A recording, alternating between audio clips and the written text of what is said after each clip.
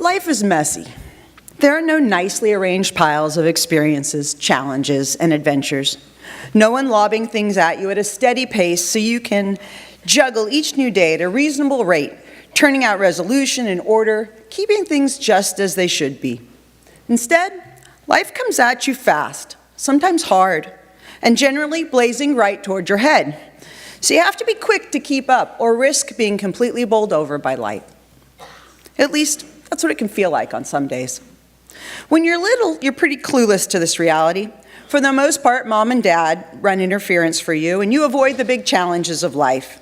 You don't make any big decisions. You don't have to provide essentials for yourself. Food, shelter, clothing, they're all there for you. Your needs met by your parents, your caregivers. But right about the time you get here, to high school, all of that starts to change. You're faced with decisions and responsibility and choices that fully complicate daily existence and that contribute to the messiness of life. But you also start to get a better handle on things, and you can juggle the unexpected with the everyday expectations. And every once in a while, you can reflect back on a particularly messy day and say, I rocked that. I think with each passing year, I've come to better recognize the beauty of our messy lives.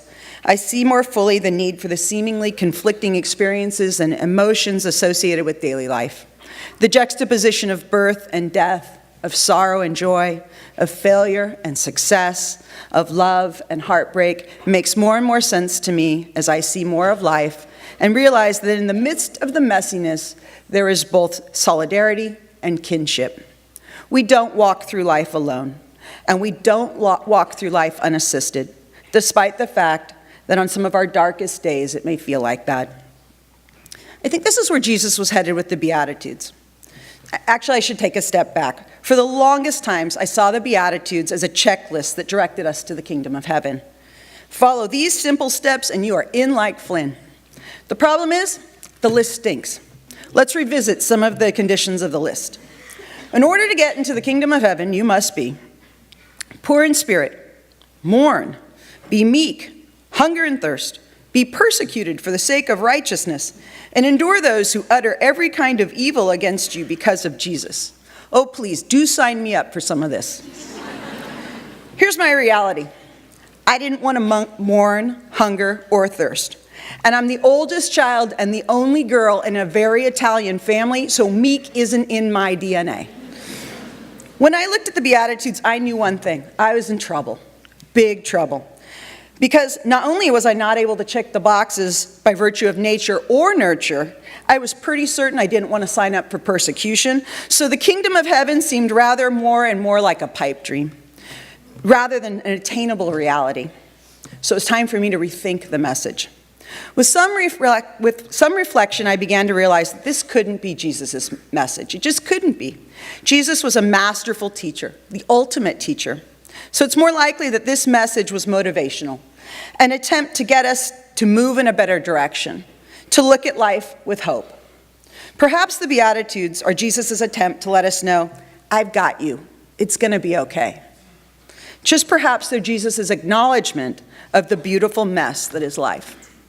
As people living in community and in communion with others, we will all face situations in life where we will mourn, humble ourselves, open our hearts to God's love, show mercy and ask for it in return, seek peace and offer our peacemaking skills.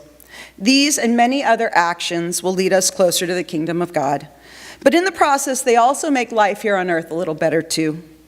The reality is that the Beatitudes are a promise from Jesus to each of us that we're already granted God's grace in the form of God's mercy, love, comfort, and ultimately a place in God's kingdom.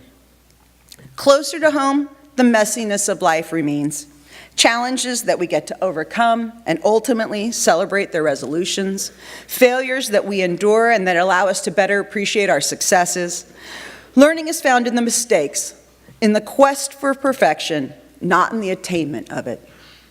We try and we fail, but that's the way we grow and come to understand the world around us. It's how we learn to walk, to ride a bike, to read a book, to speak a new language.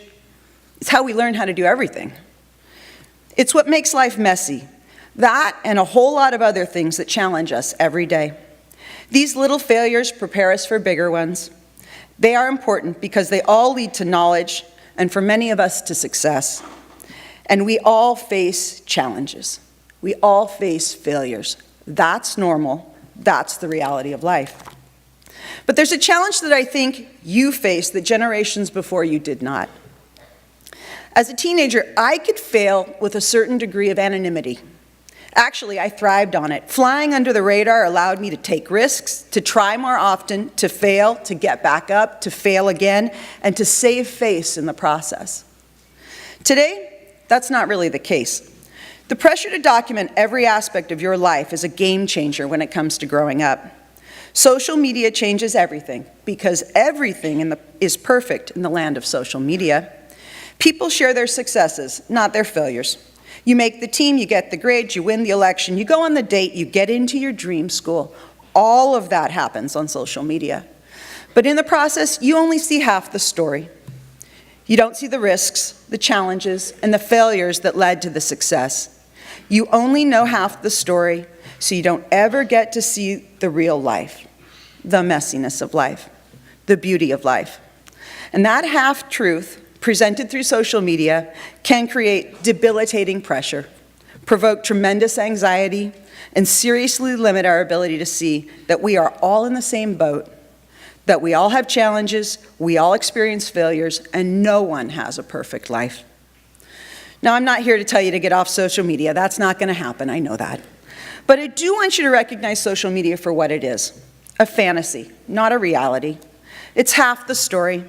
Good for celebrating life's successes, but no good for generating realistic understanding of what others are going through. The reality is we all struggle, we all fail, we all face challenges. But here at Mitty, we do it together. And while you don't walk alone, no one here will fix everything for you.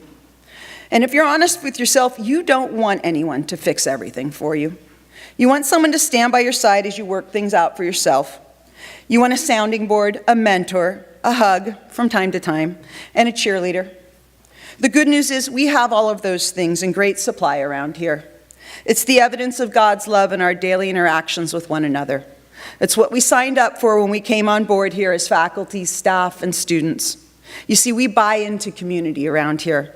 We're blessed with a promise that's made evident each day that we are perfectly imperfect, living messy lives together and supporting one another on the journey. And that's the greatest evidence of God's love for all of us. Thank you.